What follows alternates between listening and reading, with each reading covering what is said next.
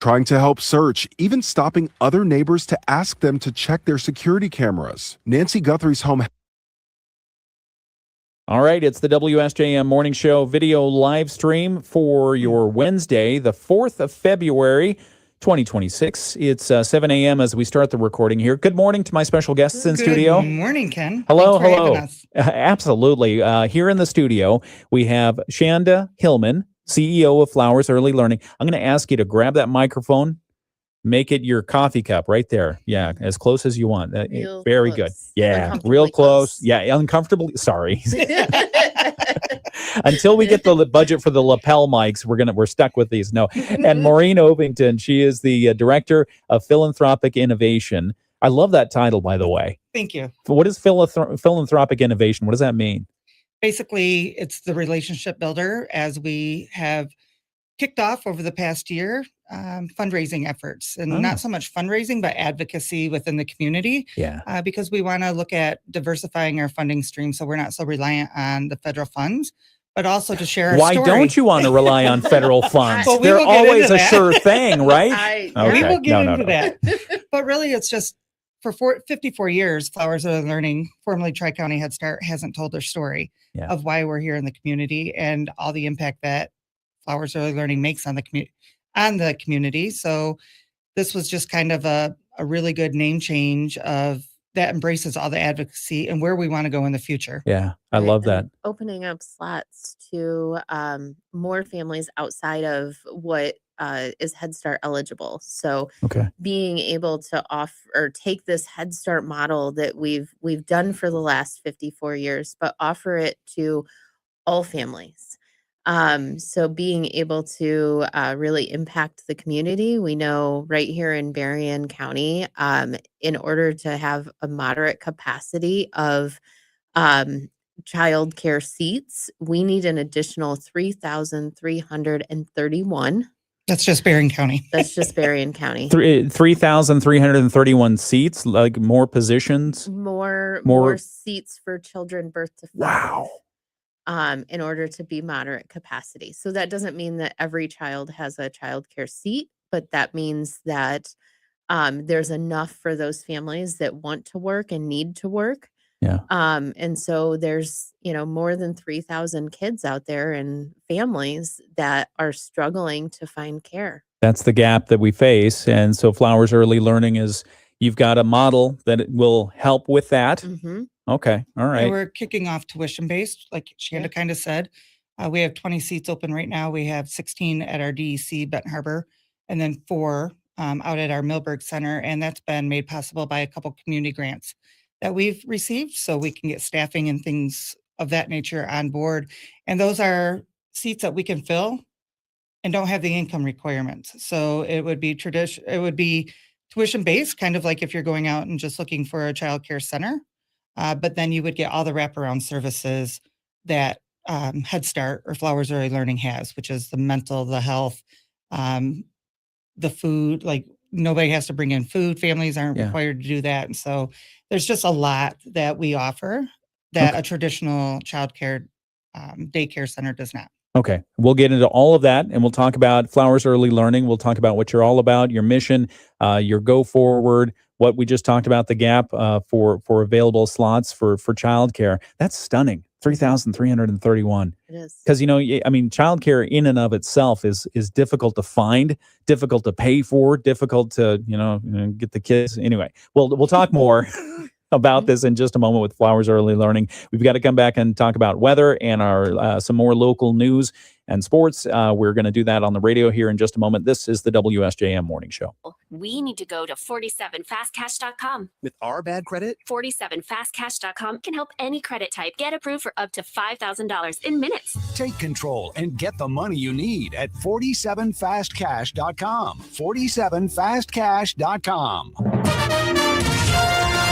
WSJM News Now. Team coverage from the WSJM Newsroom on News Talk Sports 94.9 WSJM.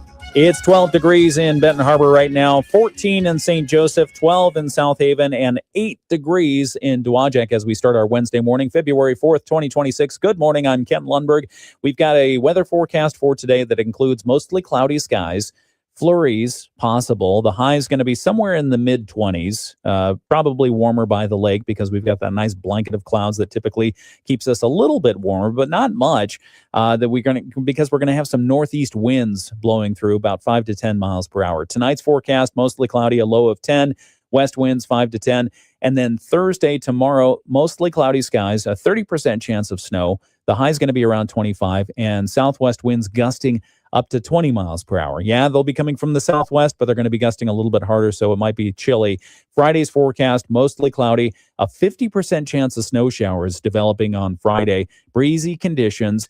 The temperature is going to do some interesting things if it starts snowing because the high is supposed to be around 35 degrees. Now, it has to be 32 or below for the snow to do stuff. So it might be a messy day on Friday. So just be aware of that. On the weekend, partly cloudy skies, a 20% chance of showers, snow showers on Saturday and Sunday. And the highs are going to be in the lower to mid 20s. In just a couple of moments, we'll be talking with some great people from Flowers Early Learning. Shanda Hillman, the CEO of Flowers Early Learning, is here along with Maureen Ovington, the Director of Philanthropic Innovation. We're going to be talking about Flowers Early Learning, their mission, how the partial government shutdown was affecting some of the way that they were getting ready. Thankfully, the government shutdown, the partial government shutdown from the federal government got cleared, at least for now. We'll see what happens going forward. So we'll talk about that with Flowers Early Learning here in just a moment. First off, though, some local news from the WSJM newsroom. What we've been covering, Benton Harbor government on the verge of a local government shutdown. That's according to Benton Harbor Mayor Marcus Muhammad, who's calling on the city commission to reconsider their vote against a $420,000 emergency cash infusion. City manager Alex Little formally requested the money on Monday of the commission, but the commission voted against it 5-4. Members say they want more information first. Mayor Pro Tem Shaquille Turner is one of 5 commissioners who voted against the transfer and says the issue is transparency and that he and the other commissioners want a detailed breakdown of how the funds are going to be used. He says he asked for that information and it just hasn't come forward. The city manager better get it together and provide us a full details. Right now, the state of Michigan has not even seen a debt elimination plan from our city. That is very disheartening and very distasteful. Turner says he has requested a special meeting of the commission to address that matter. That is scheduled for 5:30 this afternoon. He says the commissioners who voted no on the emergency funds are willing to revisit the issue once more information is provided. Mayor Marcus Muhammad has scheduled a briefing later this morning to talk about the impacts to city operations if the money is not approved. Last year, the city commission approved 2 emergency transfers totaling more than $1.2 million. Similar issues about financial transparency were raised during consideration of those emergency transfers. Other news, proposed changes to St. Joseph's downtown paid parking plan are now being presented to the public. After last year's program was rolled out and then suspended, city staff and a parking subgroup gathered feedback from both businesses and residents. Speaking at the first of 4 public information sessions held last night, Communications Director Kayla Griffith said the revised plan is scaled back. All paid parking is going to be on street now, and we're going from inclusive of lots, more than 800 spaces down to 175 only. So I think people will be really happy with that. If approved, there would be no paid parking in the lots. That's what they said. City Manager Emily Hackworth says the goal of the program is traffic flow, not revenue. Mayor Brooke Thomas says she wants continued public input.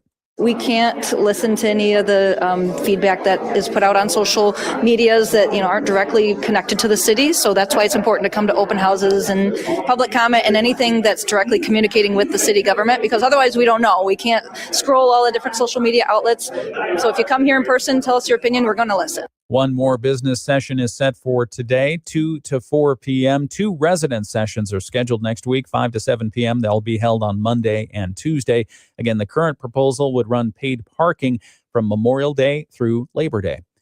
The St. Joseph Township Board of Trustees has scheduled a public hearing on the possible land acquisition for a proposed youth sports park at Maiden Lane and Hollywood Road.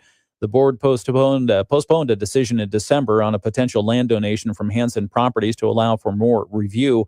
Township Supervisor Roger Seeley says a hearing is set for March 2nd. It'll be held at 6:15 p.m. There's 40 acres behind that and alongside the building, and that's the planned part to be some baseball fields, softball fields, flag football fields, but we have to get it off the ground. So they want to donate the property to us.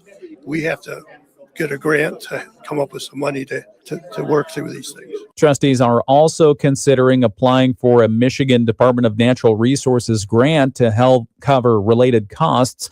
Donation terms would require the township to maintain the property, restrict its use to a park, and include the Hanson name. The land would be transferred through the Berrien Community Foundation before going to the township.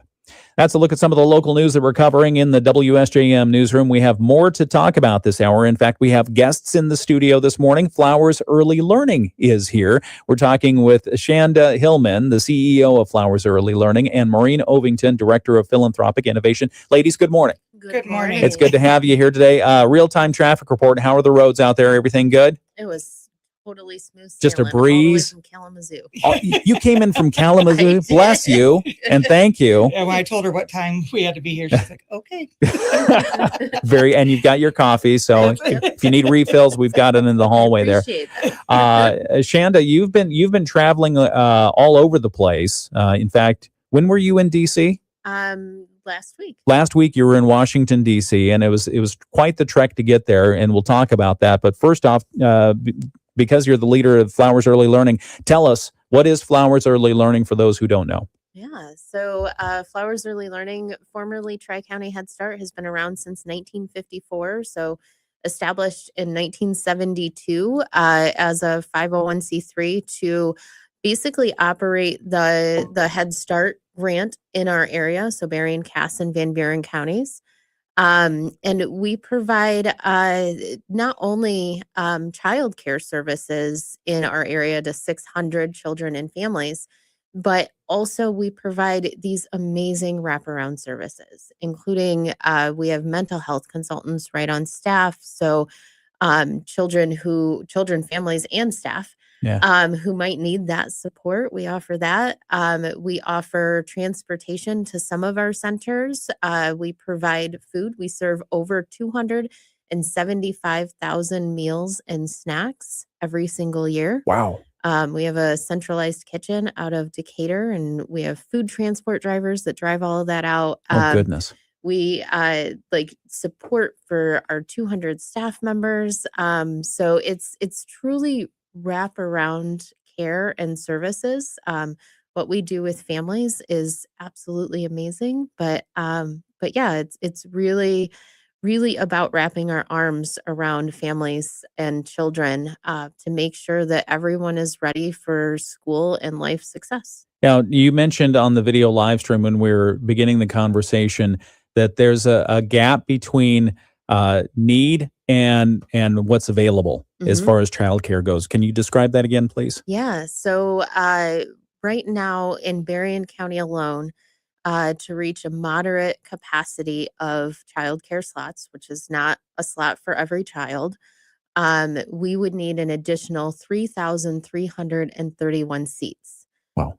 There are currently 41 licensed providers in the area.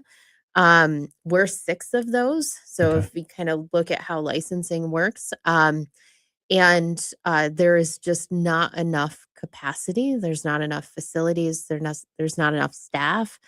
And children and families, they struggle to make those ends meet. And we know that when there's not an adequate amount of childcare, you see increases of child abuse and neglect, families doing scary things, putting out on Facebook, I need care for an 8-month-old. Is anyone available? And we really feel like we can take our 54 years of experience. The Head Starts are considered kind of the gold standard of early childhood because of so much research and our national presence. But we really feel like we can take our experience and help even more families. Yeah, yeah, and funding is a big part of that. How are you funded? How is Flowers Early Learning funded? Right now, we're funded about 98% through our federal grant. So everything that happens in DC impacts the services right here in our community, very federal to local. Yeah, but there's no question that the federal government will always be open, right? Oh, of No. course. Yeah. I mean, they had the government shutdown. I mean, in all seriousness, the federal government, we just got through a partial shutdown, but that's only a couple of months after the longest federal government shutdown in history. How did that affect Flowers Early Learning? Yeah. So in October and November, well, first, let me start. There are 1,600 Head Start grantees across the country. Okay. Every state, every U.S. territory. November and December, there were about 150 programs that were impacted, so about 60,000 children. Some of those programs had to shut down during that. The way we're funded, not all Head Start programs are funded on the same day. So they spread our grant awards out over the year. So we're what you would consider a February 1st grantee. You had your money in the bank in February, Yes. not during the most recent shutdown in Yep. late 2025. Okay. Yep. And then you can't use last year's dollars into this year. So October 1st and November 1st grantees didn't have their grant awards. So those are the ones that were impacted, but just most recently. Yeah. We're a February 1st grantee. So we were watching what was happening in DC very, very closely because depending on if we received our funds or not, we could have had to shut down. And, we're making contingency plans. I mean, that's right down to the wire because here we are on February 4th. You didn't know that they would get past this partial shutdown until yesterday. Wow. Yep. That's incredible. So that's why part of the reason I imagine why you were in DC last week. So we'll talk about that. We're talking with Shanda Hillman, CEO of Flowers Early Learning. Also here is Maureen Ovington, Director of Philanthropic Innovation. Flowers Early Learning, that's our topic this hour. We'll come right back on the video live stream and continue this conversation. Here on the radio, we've got sports to talk about. Sports. Here on the video live stream. That's nail biting. I mean, so basically you were without funding for what, 3 days? Yeah. How do you operate with that? What were the staff asking? Can I cash my check now? I know, yeah. So, we make sure, one, I believe in being a transparent leader. So, being able to give them the information that we have, but also reassure them that, even though the shutdown in November or October and November was historic, programs still were able to get their funds and staff were eventually able to get paid. So really just that reassurance, but, being responsible for 600 children and families, 200 staff members, knowing the impact that creates in our community. Parents having to choose if they're going to work or not because they don't have childcare. Yeah. Like those are things that, it's constantly through the mind. Yeah. It makes it hard to sleep at night sometimes. Yeah, I bet. But one of the best things that is I need to check to see what exactly got signed. But in the Senate version of the budget, it included language that said that Head Start programs can be funded no more than 1 day late, which is a huge relief. For 60 years, Head Start has been funded on time. And just the last couple of years, last year we were 6 days late. The year before it was like 2 days late. So, and that hadn't happened before in Head Start history. So, I'm hopeful looking into the future that all of that's figured out. Yeah. No, that is good news. And smart of you to check to make sure that it finally gets into the final signed version, because even though the Senate can pass it, they can say, oh, well, we did a technical correction or something like that. But and the House did pass it yesterday as well. But you were in Washington, D.C. and this was primarily the topic? Yeah. Yep. Can you talk about what was on your agenda going forward? And then we'll talk about the journey in a couple of minutes here. Yeah. So every year, the National Head Start Association has a leadership institute. There's one in January, one in September. I always try to go. Yeah. Because those relationships with our elected leaders in DC are so important and so critical, and they need to know how their decisions impact their local districts, their local communities. Yeah. So yeah, last week I was in DC for that conference. I absolutely love going to this. I'm usually designated as the state captain, which means I'm organizing the visits for all of the Head Start programs that go. And this year we had about 30 people scheduled to attend, and about 20 people were able to make it. That's not bad. Yeah. You got 2/3 of the folks there, even though, Yeah. I mean, Washington, D.C., I will tell you, they do freak out Oh if there's my. snow in the forecast. Mhm. And you saw this firsthand. Oh, absolutely. Yeah. First of all, flights canceled. Weren't going to get there until Tuesday, so we decided to hop in the car at 4 p.m. on Saturday and Oh. and drive on in. That's We a fun got- drive. Oh my. Yeah. Yeah, at night, Yeah. trying to stay ahead of the snow. Yeah. But we made it to the hotel at about 2:30 in the morning. Oh. On Sunday. And sang lots of songs and ate lots of snacks. Hold that thought. We're going to have to come back. We'll continue. I want to get the full story and bring the radio folks into it. We're talking with Shanda Hillman, CEO of Flowers Early Learning, and Maureen Ovington, Director of Philanthropic Innovation. Flowers Early Learning for childcare. We'll talk about what they talked about in Washington, D.C., how our lawmakers receive that information, and more. It's all coming up in just a moment here on WSJM. 387 800 419 2387. Mostly cloudy skies today. Occasionally we'll see a few flurries. High temperatures get up around 23 this afternoon. With northeast wind, lake effect snow will develop out over Lake Michigan, but aim mostly closer to the south end of the lake or towards Chicago.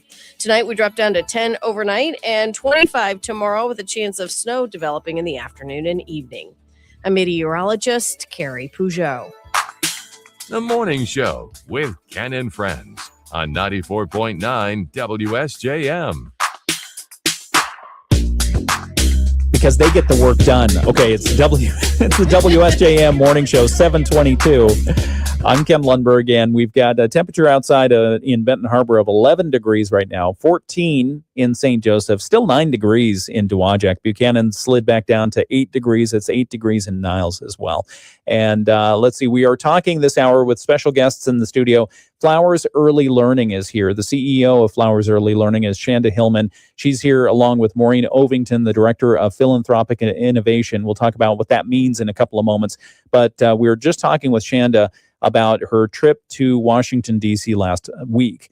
And first off, the reason you were there was to help educate members of Congress and their staffs about the importance of Head Start, what Flowers Early Learning is doing with Head Start and beyond. And then all of a sudden the weather came in. So bring our radio listeners into this. You were the state captain this year for what? State captain for what? So state captain for Michigan, which means that I'm the one that's organizing all of the visits with the members of Congress and the senators. Okay, so it's your fortune to call up all those offices and say, "Hey, we're here and we have an issue we'd like to talk about." They never hear that. No, not at No, all. they got you on the schedule, and you've Yep. done this before. So how'd that go? Yeah, it actually scheduling the meetings are really easy, but because of the weather, Oh yeah, this year was definitely a different year than years past. you were gonna fly out there, It was. but flights. Flights, so gonna fly out on Sunday and sitting there on Saturday and watching our flights get canceled and rescheduled and canceled and Oh. rescheduled and canceled and rescheduled for Tuesday. Oh goodness. My husband and I made a quick decision, and we weren't even packed yet. Threw things in our suitcases and got the dog sitter there early and man.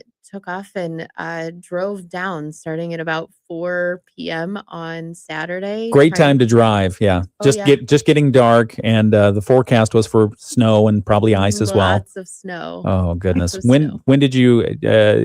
So you said about 60 miles out from DC is when the snow was starting to slow you down. Yep.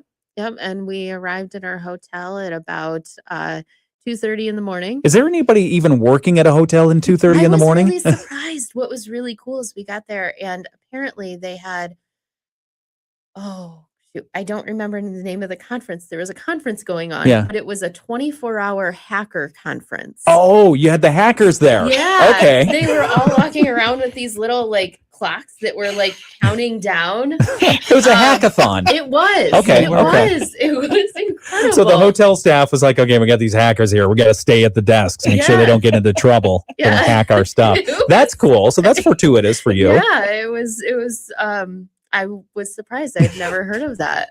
So interesting people. Like the lobby was a lot fuller Yeah. than what I had expected when we Yeah. walked in at 2:30 in the morning. That's amazing. So is your hotel in DC proper? Yes. Okay. Yep, So it's in about 2 blocks north of the White House. so the Metropolitan District of Columbia, the government there, the snow is not really fun. In fact, the former mayor, I think it was Marion Barry, when he was mayor of DC, his famous saying was, when the snowpocalypse would happen or snowmageddon, whatever you want to call it, he would say, God brought it, God can take it away. Yeah. And that's why the plows weren't out. Yeah, so that was kind of the philosophy was we'll just wait until it melts. But Oh.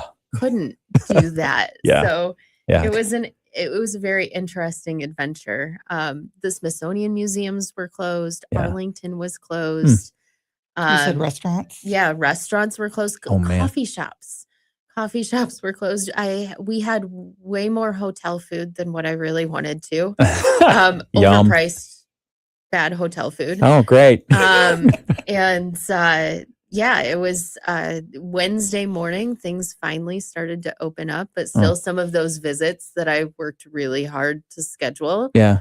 had to be canceled or moved to virtual. So you had about 20 people in your posse that were Mhm. going up to Capitol Hill to 6 groups that couldn't make it because of the weather. Oh, wow. And so you had meetings set up with who? Who did you, the 4 offices? For our area, I had meetings scheduled with Representative Wahlberg, Representative Huizenga, and then our 2 senators, so Okay. Slotkin and Peters' office. Okay. And so you were able to meet in person with Slotkin and Peters. Mhm. How'd those meetings go? Fantastic. So both are incredibly, well, actually all 4 of them are supportive of our Okay. program. So they're usually really good visits. One of the things I really appreciated was in Slotkin's office, before we did introductions of the 20 people that were sitting there, the very first question was, do February 1st grantees have their award notices yet? Yeah. Because they were making decisions on if they were going to vote on the budget that day. Okay. So they wanted to make sure that we were taken care of first, Oh, which good. I really appreciated. And the fact that just we have a good enough relationship to where they know how it does impact Michigan as a whole. Yeah. If programs can't operate. Yeah. So- If childcare isn't there, then all of a sudden the parents aren't there to go to Right. work. Right. Then you start having that trickle down effect of things happening that you don't Mhm. want to have happen. So good meetings with the 2 senators, Alyssa Slotkin and Gary Peters, and then on the House side, they were on recess. So you met with members of the staff. Yep. How'd they do? Well, we didn't. Oh, okay. Didn't happen. No. Okay. So 'Cause of the snow. Yes. All right. Yep. On Wednesday, which is our Hill visit day, their staffers were told they could remote work in because a lot of the roads weren't plowed. Yeah. So a lot of people It's tough. couldn't get in. We do have a virtual visit with Huizenga's office scheduled for Friday. Okay. So, still following up from those. But we've built really good relationships. So it's always good just to give them an update, bring in some fresh artwork.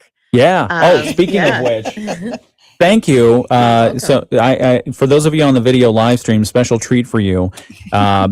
Describe what they're looking at here. Yeah. So yesterday, some of our kiddos from our Water of Elite Center we told them that we were coming here, and they created some Can't really see that artwork. because it's very light writing, It but is. but it's It very is. fun to see. And so those are from kiddos that are between birth and age. I think that one's my favorite. Yeah, this one is really good. I know. So from birth to age 5. And it's interesting when we ask for artwork from classrooms, you get all sorts of things. One of the pieces that I took to Senator Slotkin's office this time, it was handed to me and I was like, oh, it's sticky. Is it going to stay sticky? Oh no. Was it intended to be sticky? It was like a sugar painting. And Oh. yeah. I was like, oh, I can't put this in my suitcase. That's Everything's gonna funny. be glued to it. You get TSA coming after you for that Right, one. exactly. I Okay. mean, you All know. right. No, thank you to Liam and Riley and what's this name? Let me see there. Oh, And the others who have given this precious artwork. I love this. maybe Andrea. Okay. Well, let's go with Andrea. Yeah. So thank you for bringing in the artwork. I really appreciate you're it. welcome. And by the way, we were talking with Shanda Hillman, CEO of Flowers Early Learning, and Maureen Ovington, the director of philanthropic innovation for Flowers Early Learning. I get the time got away from me. So again, thank you, and thank you to the kids for the artwork. We appreciate it. We're going to continue this conversation with Flowers Early Learning here in just a moment. We got past the government shutdown, so the visits happened. Most of them happened, but you're going to continue to meet with members of Congress and their staffs to keep them up to speed on what's happening with Flowers Early Learning and Head Start. We talked about the gap between what's required for childcare here in Berrien County and what we actually have. And believe it or not, there's a 3,331 seat gap right now. So maybe we can ask about your plan for that in just a couple of moments right here on the WSJM Morning Show. We'll continue that on the video live stream. We have some important messages here on the radio, plus our latest financial report from Bloomberg coming up. All right. So that 3,331 seat gap, what are you going to do about it? Yeah. So we're going to solve all of it. That's No. where Maureen comes in. That is where I come in. So we know that we're not going to solve all of it, but we know that we can play a part. So our plans are And I'm sorry, before you talk about your plan, what's the benefit of closing that gap? If there are 3,331 additional seats available, what happens? What's the good that comes from that? oh my gosh, it means that parents can work. Yeah. It means that Come up a little closer to the mic. It Sorry. means that parents can work. It means that children are safe. It means that children are getting ready for kindergarten and school readiness, because kindergarten is much different now than what it was when we all went to kindergarten. How's it different? How is it different? I didn't get to go to kindergarten, by the way. Okay. I started in first grade. Oh, Yeah. okay. Yep. So now it is expected that, children are learning things like sight words, and that, by the end of kindergarten, they're really working on those literacy skills, emerging readers. And if you're not starting early, they're starting behind. Yeah. And so making sure that children understand, how to interact with their peers. That's one of the most important skills that we teach, is that social emotional learning. Being able to sit next to your friend and ask before you take the scissors. Yeah. Or, even cutting, the skills with using scissors and using those small motor skills really helps with then writing down the road. Oh, okay. So a lot of times people are like, you give 3-year-olds scissors. I'm like, well, if they're ready for it, one. Yeah. But two, it helps. It helps with those motor skills. Maureen, you were going to say? So one of my favorite times to be at the center is during mealtime. I say this to anybody I talk to within the community, because they do family style serving. And so you have all the kiddos sitting at a table, and then they have bowls of the different food out there, and the kids are learning how to portion control. They're learning how to share. So they are actually serving themselves, dipping in and say it's applesauce. That's got to be the cutest thing ever, by the way. It's just amazing because I don't remember ever doing that. I remember a tray in front of me, the milk carton, they're working on, at that age, opening up that stubborn little cardboard, milk carton. And it's just a really cool thing to watch because you have 2-year-olds that are passing a bowl and, taking their portion out, and it's just fun. And learning that sense of community. Yes. Learning that I need to make sure that there's enough to go around. Yeah. And that I only take what I need. Yeah. Yeah. And I imagine with the social skills, it became very apparent during COVID how important it was, the so-called little things that you might have missed by not being around others. Okay. Yeah. That's good stuff. We're talking with Shanda Hillman and Maureen Ovington. They're with Flowers Early Learning. We're going to continue this conversation in just a moment. We've got to get our Bloomberg financial report here in just a sec. Also, we'll catch up on the weather. Let's see. Yep, we'll be right back. This is WSJM. At WSJM.com. It's the coaches every Saturday morning, 8 till 10, live from Signature Dealer Group on Napier Avenue in Benton Harbor on News Talk Sports, 94.9 WSJM. The Bloomberg Business Minute on WSJM is brought to you by Sturgis Bank and Trust. Let's grow together. Serving Berrien Branch, Kalamazoo, St. Joseph, and Van Buren counties. Now with 2 new locations in St. Joseph, downtown, and on Cleveland Avenue. Member FDIC, Equal Housing Lender. This is a Bloomberg Money Minute. Generic drugs are taking a bite out of profits at Novartis. The company expects earnings to decline this year as some of its top sellers, such as heart medicine Entresto, are feeling the pain from generic competition. The drug maker is introducing a new pill for an autoimmune skin ailment and will soon release crucial data on experimental treatments for heart disease and multiple sclerosis. Meantime, Eli Lilly gave an upbeat sales forecast for the year on strong demand for its weight loss drug Zepbound. Quick check of trading. Stocks are on the move higher, rebounding from yesterday's losses. The sell-off was sparked by fears over how artificial intelligence could disrupt the business models of a number of companies negatively. And shares of Uber are taking a hit in the pre-market. The ride-hail and food delivery company gave a weak profit outlook, even as it hinted of strong demand. It sees strong growth ahead in the U.S. this coming year. This report is sponsored by Fidelity. Courtney Donahoe, Bloomberg Radio. The Morning Show with Ken Lundberg on WSJM. 7:37 WSJM Morning Show continues. It's Wednesday, February 4th. We've got special guests in the studio from Flowers Early Learning. We'll continue that conversation here in a couple of moments. After news, we're going to catch you up with the latest from ABC here in just a moment. The forecast for today does call for mostly cloudy skies, some snow flurries possible. A few flakes have fallen so far. Don't really think there's going to be much accumulation today. The high, let's see, locally, we're going to look at 25 degrees for a high in Benton Harbor, probably 24 degrees in St. Joseph. Same thing out in Dowagiac, looking for a high of 25. Tonight's forecast, mostly cloudy skies, a low around 10, west winds 5 to 10 miles per hour. Tomorrow's forecast, mostly cloudy on Thursday, a 30% chance of snow, high around 25 degrees, wind gusts out of the southwest up to 20 miles per hour. Shouldn't really cause too much of an issue because I don't think that we have any snow that is going to be blowing around at that point.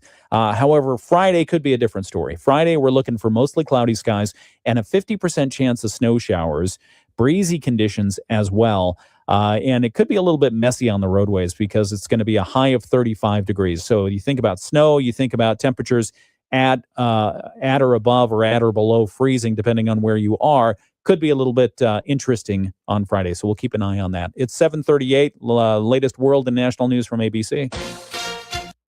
News, I'm Sherry Preston. No sign yet of the mother of Today Show host Savannah Guthrie. Police in Arizona think she was kidnapped over the weekend. ABC's Trevor Ault is in Tucson. Despite hundreds of tips, investigators still have no idea who took her or how many suspects could be involved. Sheriff, is there any indication so far as to whether this was a random abduction or targeted? We're looking at all the leads, and we don't know. We're going to assume both sides of that. Police now have what appear to be ransom notes, including one sent to our ABC News affiliate in Tucson. No word yet on whether those notes are authentic. President Trump repeating his push that elections in the U.S. be nationalized, despite the Constitution putting elections squarely in the hands of the states. The man convicted of trying to assassinate President Trump on a golf course back in 2024 faces sentencing today. Ryan Ruth could get life. Russia and Ukraine meeting in Abu Dhabi for another round of talks. This is ABC News. WSJM News Now. Team coverage from the WSJM Newsroom on News Talk Sports 94.9 WSJM. Some of the news stories coming up just after 8 o'clock this morning from the WSJM Newsroom. Benton Harbor government on the verge of a shutdown. That's according to Benton Harbor Mayor Marcus Muhammad. He's calling on the city commission to reconsider their vote against a $420,000 cash infusion. Those members of the commission voting against that cash infusion say they want more information on how that money is going to be spent. So we'll talk about that information. That's coming up just after 8 o'clock. Also, St. Joseph City Commissioners have given their initial approval to an ordinance update that would change park hours. There's a current rule prohibiting anyone using the park between 10:30 p.m. and 6 a.m. Well, for stargazers and fishermen, that hasn't sat well because they've got kicked out of the park early mornings. So we'll talk about what the situation is and what the city's going to do to rectify it. That's coming up. And then unrelated to the budget shortfall in Benton Harbor, city commissioners have approved a contract with MDOT to change the way you travel on M139. So those stories and more all coming up just after 8 o'clock right here on the WSJM Morning Show. We'll continue our conversation right now on the video live stream with Flowers Early Learning. That's coming up right now. The Michigan. Okay, back on the video live stream. We're talking here with Shanda Hillman and Maureen Ovington. They are with Flowers Early Learning. And again, thank you for the artwork. This is so cool. This is so special. I'm going to put this in my office. All right. But so you've identified that there's a 3,331 seat gap between what is necessary to meet the moderate availability of childcare in Berrien County. That's just in Berrien County. We're not talking about Van Buren, Cass, or any other place in the state. So you've also identified why that's a good thing to close that gap. But how are you going to close the gap? Yeah. So, part of it is where Maureen comes in. We're working on some facility plans to try to find, build, or renovate facilities to allow us to expand our services because, you get to the point where you reach your capacity. Yeah. And then also working on the workforce side. So we have a registered apprenticeship program through SMC and Michigan Works. We currently have about 30 apprentices going through that so that when they come out, they will be qualified to be lead teachers. Okay. And whether, they end up staying with us or going out into the community, there's such a massive need for care that it's absolutely necessary to have, highly qualified teachers doing that because they're doing the most important brain work. Yeah. And that's a differentiator from Flowers Early Learning and other childcare systems is you are preparing the kids in that Head Start fashion. Oh, yeah. Yeah. And making sure that we have the professionals doing the work. And then on the other side, working on that professional wage, decreasing the gap between your traditional childcare worker, which I think is around like $13 an hour in Michigan, to professional wages that are more in line with K through 12 teachers, because our teachers either they have or are working towards bachelor's degrees, and the amount of assessments and data and even our curriculum that goes into what we do every day, the teachers deserve to be paid well. Yeah. So yeah, we're working on all of those fronts to help reduce that gap in not only Berrien County, but Cass and Van Buren as well, because our community needs it. Yeah, and that's where Maureen comes in on the money. You're the money. I try to be, but I think it's important too to kind of piggyback off what Shanda was saying. 47% of our staff are former or current Head Start parents. So we really try to motivate our staff to, if they don't have their degree or they don't have the path that they've envisioned, where they want in their life, we give them the tools to be able to do that. So we help them with the college. We help them to get certified.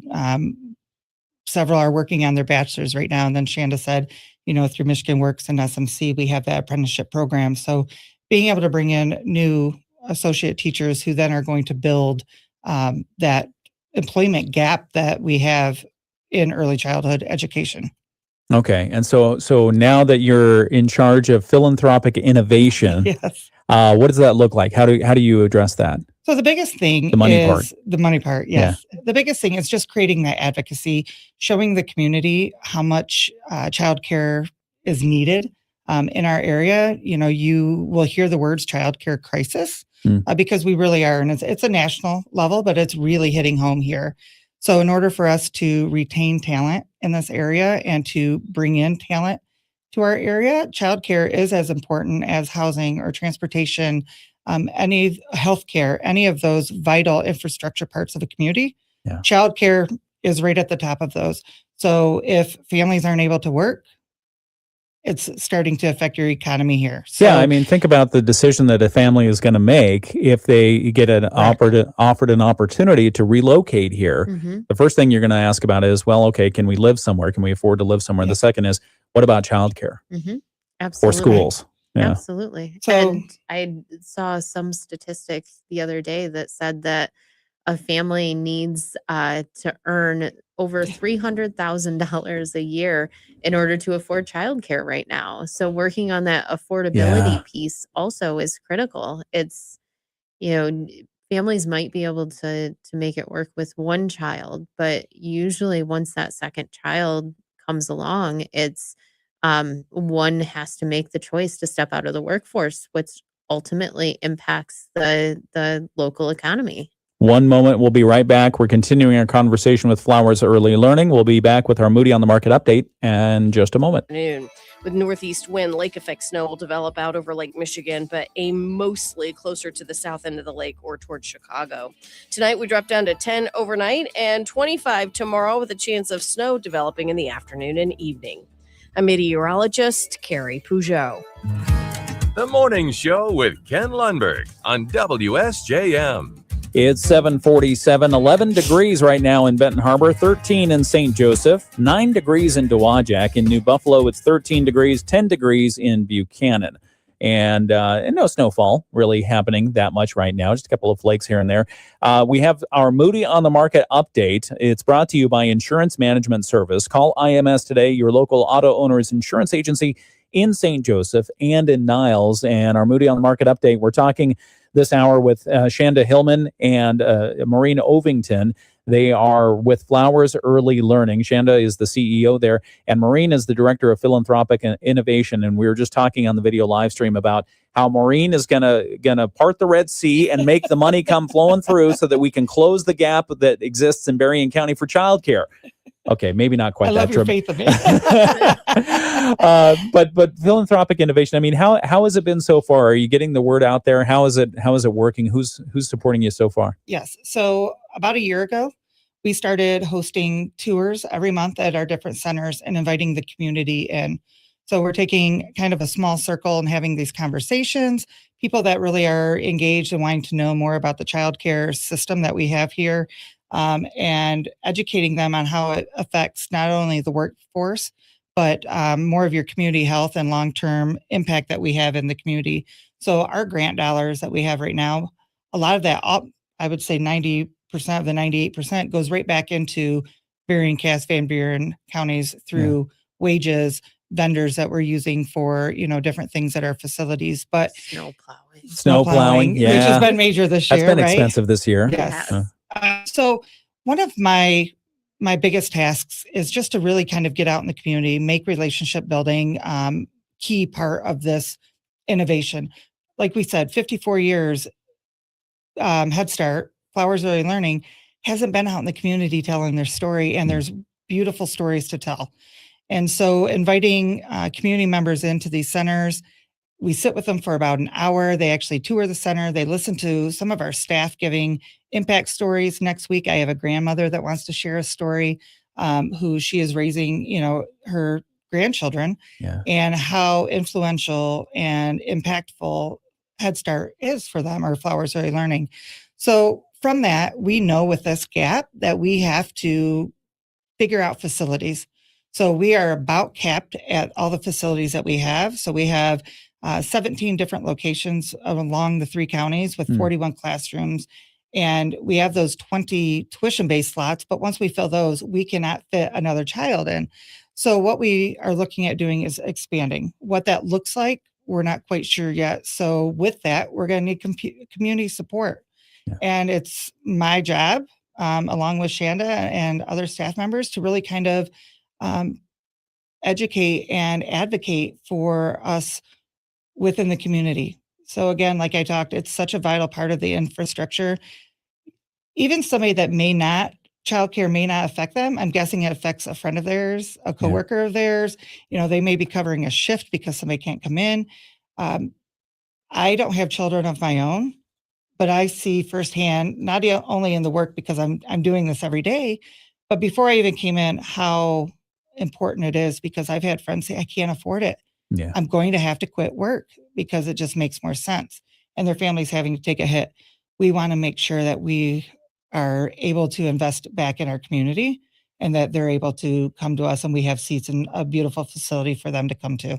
And we have impact in so many different ways. There's a foster grandparent that works with us, and we love the foster grandparent program. What's a foster grandparent? So it's a program where they're able to come in and volunteer in the classroom.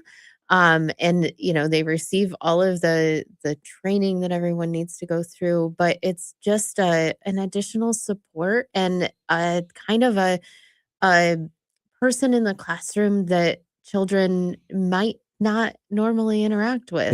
So an elder that they get to be friends with. Okay. Yeah, we had one in South Haven that was with us for more than 30 years. He just had his retirement from foster grandparent last year when he reached the age of 100. Oh my And goodness. he came in every day. That's great. Yeah. And then we have one in Niles that told the story of, she started doing the program after her husband passed away. And she's like, this is what gets me out of bed every day.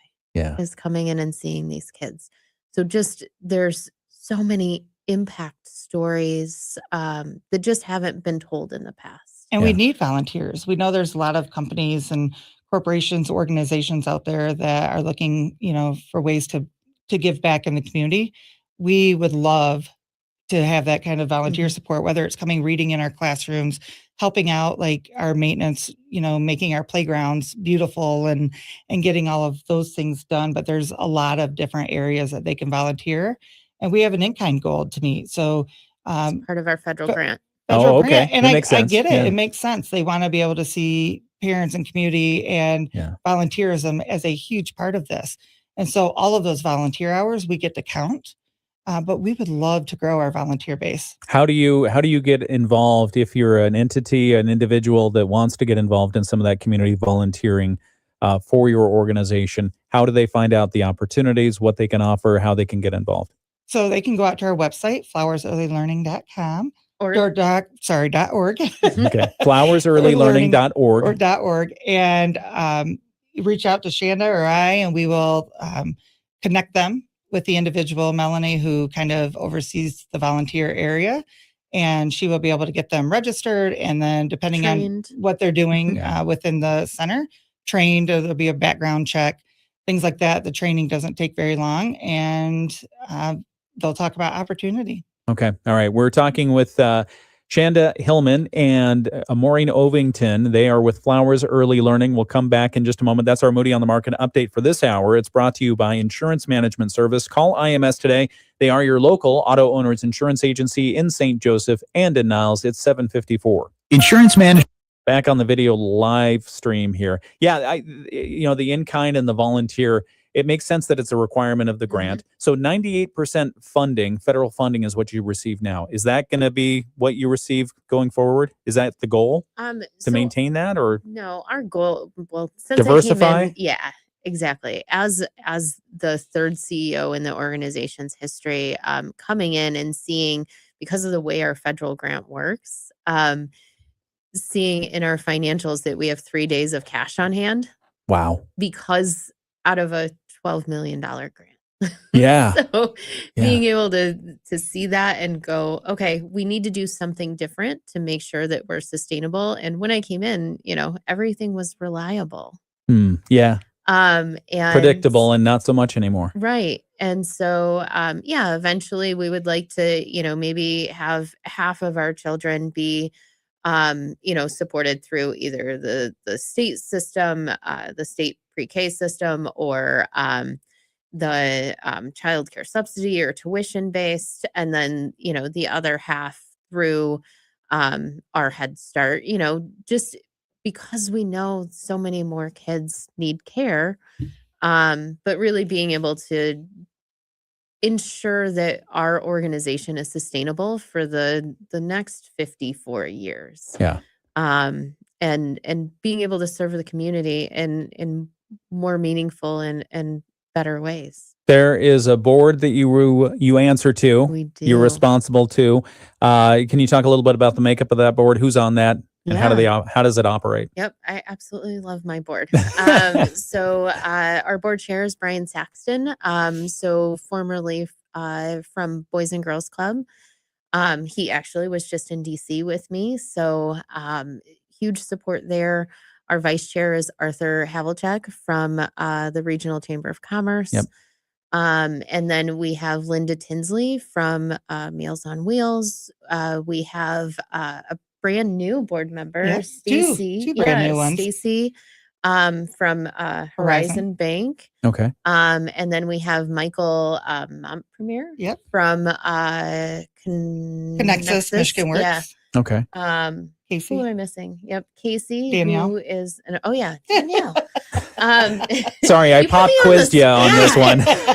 We have Danielle Persky from the Van Buren Cass District Health Department. And then we also have two parents who sit on our board. Oh, good. And they're part of what is called our policy council. So we involve parent voice in everything. So we have policy council that sits right next to the board, and everything goes through the parents before it makes it to the board.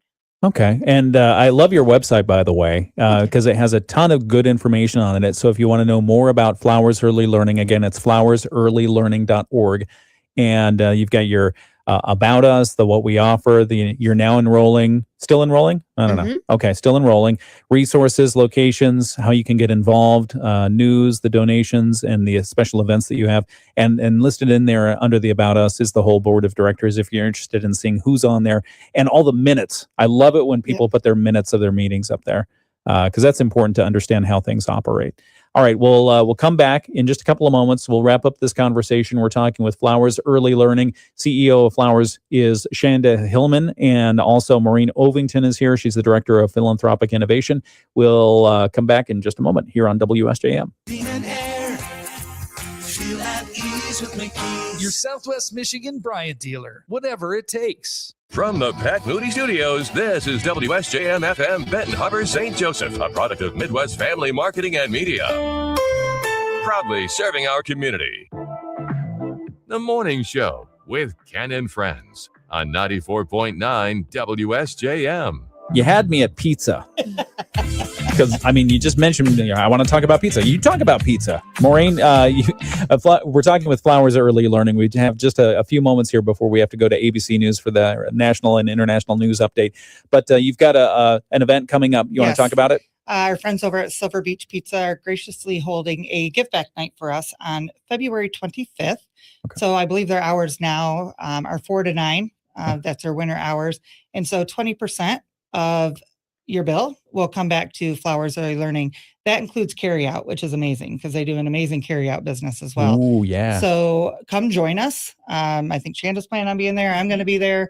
I'm going to talk all my friends into being there, but Yeah. we would love the support. They're amazing for wanting to do this for us. Silver So, Beach looking Pizza forward- Give Back Night, 20% going Yes. back to Flowers Early Learning, and it's happening on February 25th. Yes. And it 4 applies 4 to to 9. 4 to 9, and it applies to dine-in or takeout. Yes. You just have to mention that you want to participate in the give back. Mention that you want to participate in the give back for Flowers Early Learning, and if you get the Velveeta calzone, you won't be disappointed. It's so good. It's so good. Shanda Hillman, CEO of Flowers Early Learning, Maureen Ovington, Director of Philanthropic Innovation. Thank you both for coming in today. Thank you so Thank much you for for having having We really us. appreciate you, and thank you for the artwork, and thank you for the information. If you want more information about Flowers Early Learning, just go to flowersearlylearning.org. It's on the website there. It's 8 o'clock. From ABC News.